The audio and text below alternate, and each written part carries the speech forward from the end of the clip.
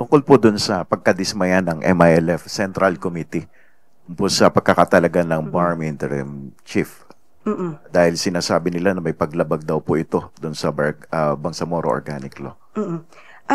Sinabi naman po nung mga tao na umaten po doon sa MILF Consultative Assembly na meron pong prerogative ang Pangulo na mag-appoint po ng interim chief minister.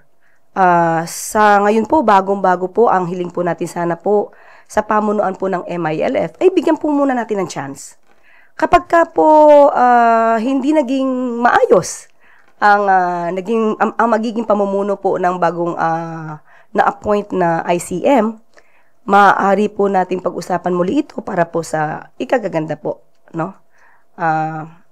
Ng nasabi po nga Bangsamoro. Hindi po ba nababahala? Opo, hindi po ba nababahala ang palasyo na maaaring makompromiso yung peace agreement dahil po dito? Hindi naman po, dahil sa maganda pong pag-uusap yan.